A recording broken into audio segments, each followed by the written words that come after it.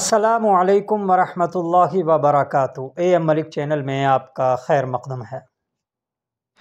ایک شخص ہیں ابو وداع، وہ اپنا واقعہ بڑا دلچسپ واقعہ بیان کرتے ہیں کہ ان کی سلیقہ مند اور بڑی عقل مند اور حوصلے والی اور خوبصورت بیوی تھی اور نوجوانی میں اس کا انتقال ہو گیا۔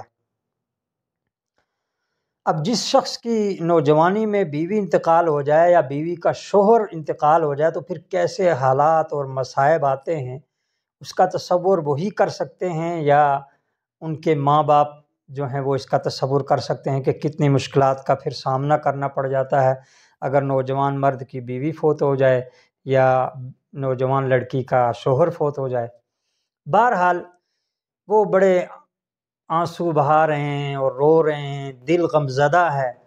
ان کے ساتھی، یار دوست، احباب، رشتہ دار، برادری والے ان کو سمجھاتے ہیں، دلاسا دیتے ہیں، لیکن بہرحال لوگ دلاسا ہی دے سکتے ہیں، لیکن جو ان کو پریشانی فیل کرنی پڑ رہی تھی یا جو دکھ اور درد ان کو ہو رہا تھا، ظاہر بات ہے کہ وہ کسی اور کو تو نہیں ہو سکتا تھا۔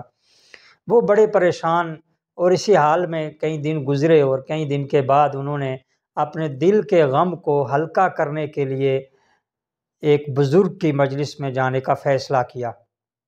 وہ بزرگ کے جن کی 50 سال تک تکبیر اولیٰ فوت نہیں ہوئی تھی، میری مراد حضرت سعید المسیب رحمۃ اللہ علیہ۔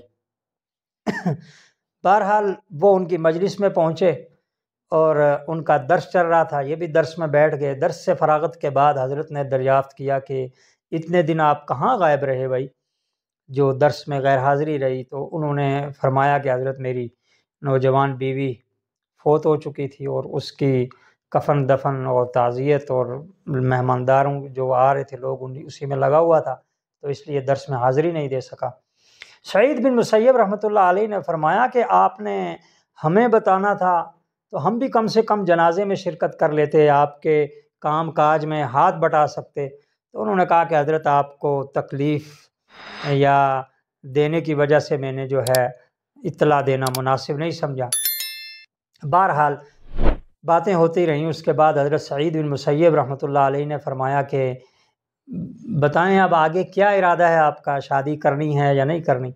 تو اس نے کہا کہ حضرت شادی اب مجھے کون رشتہ دے گا، اور مجھ جیسا فقیر انسان اور غریب انسان کے جس کے پاس کل 1 یا 2 درہم کی مالیت میری ہے، بس 1 یا 2 درہم میرے پاس ہیں ٹوٹل، باقی تو میرے پاس کچھ بھی نہیں، تو اس حال میں مجھے کون رشتہ دے گا، کون اپنی بیٹی کو مجھ سے بیاہے گا؟ بہرحال حضرت سعید بن مسیب نے جب یہ بات سنی تو کہا کہ اگر میں تمہیں اپنی بیٹی کا رشتہ دے دوں؟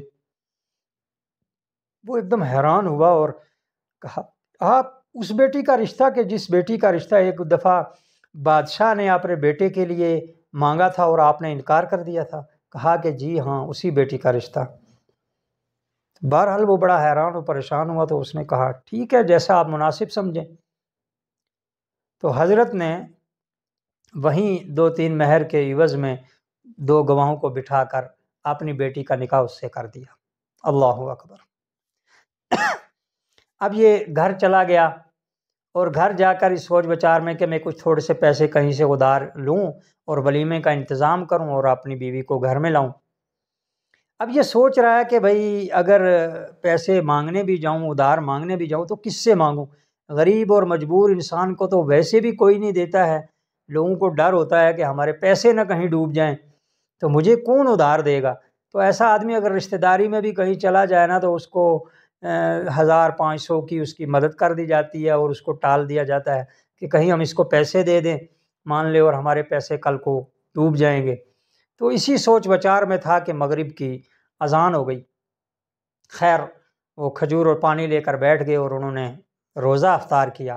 افطار کرنے کے بعد نماز ادا کی۔ نماز ادا کرنے کے بعد دیکھتے ہیں کہ دروازے پر ٹھک ٹھک کی آواز آئی۔ اندر سے اس نے پوچھا کہ بھائی کون ہے؟ تو باہر سے آواز آئی سعید۔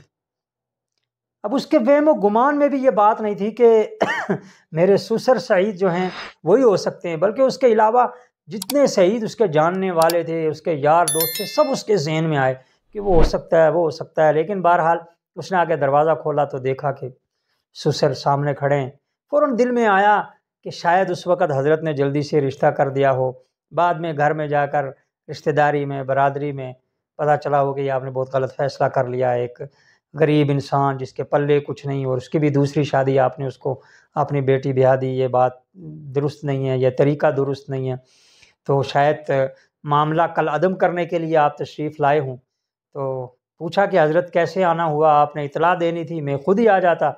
کہا کہ میں نے یہ سوچا کہ تم ایک جوان آدمی ہو اور تمہارا نکاح بھی ہو چکا ہے، تو تم بیوی کے بغیر رات بسر کرو، یہ مجھ سے گوارا نہیں ہوا ہے، تو یہ میں اپنی بیٹی جو آپ کی بیوی ہے اس کو لے کر آیا ہوں۔ اللہ اکبر۔ بیٹی جو ہیں وہ حیا کے مارے انہوں نے دروازہ پکڑا اور نیچے بیٹھ گئیں۔ حضرت سعید بن مسیب وہیں سے واپس لوٹ گئے۔ اب یہ شخص اتنا خوش ہوا ہے اور اتنا جوش میں آیا ہے کہ اپنے مکان کی چھت پہ چڑھ کے شور کرنے لگا، سنو سنو سنو، پورا محلہ اکٹھا ہو گیا، بھئی کیا بات ہے؟ کہا کہ سعید بن مسیب نے اپنی بیٹی کی شادی مجھ سے کر دی ہے اور بالکل سادے طریقے سے بغیر ولیمے کے میرے گھر وہ پہنچا کر چلے گئے ہیں اور یہ رہی ان کی بیٹی۔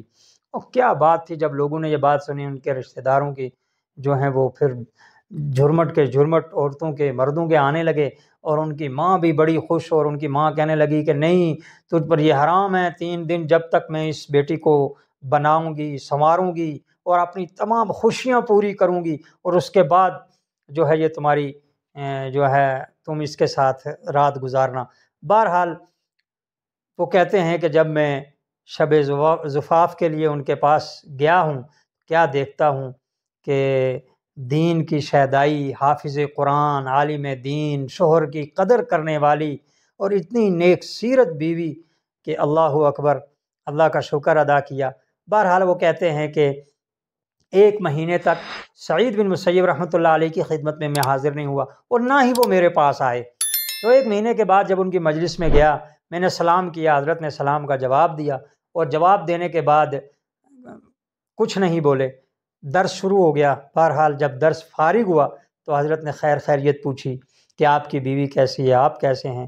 کہا کہ بالکل بہت اچھی ہے، میرے لیے بڑی خوشگوار ہے اور دشمنوں کے لیے بڑی جو ہے وہ تکلیف دہ ہے، اور میں بڑا خوش ہوں، آپ کا مشکور ممنون ہوں۔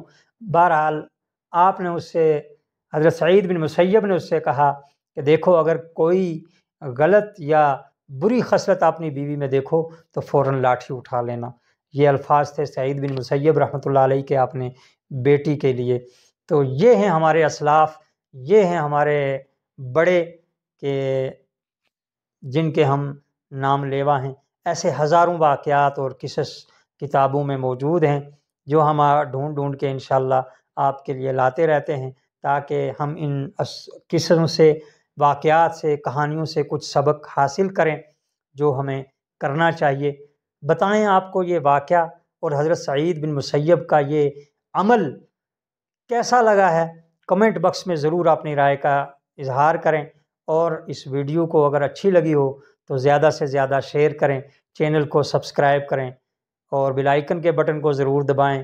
فیس بک پر بھی ابو معاویہ ملک پیج کو فالو کریں۔ آخر میں دعا ہے، اللہ رب العالمین آپ سب کو اپنے حفظ و امان میں رکھے، آپ کو ڈھیر ساری خوشیاں عطا کرے۔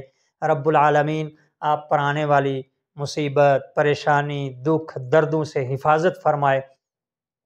اسلامیات کے متعلق یا کسی اور بات کے متعلق بھی آپ کا کوئی بھی سوال ہو، آپ کمنٹ باکس میں لکھ سکتے ہیں۔ انشاءاللہ ہم کوشش کریں گے مکمل تحقیقی جواب آپ کو اس چینل کی وساطت سے دینے کی۔ تو ملتے ہیں انشاءاللہ نیکسٹ کسی ویڈیو میں، تب تک کے لیے دیجیے اجازت۔ بہت بہت شکریہ۔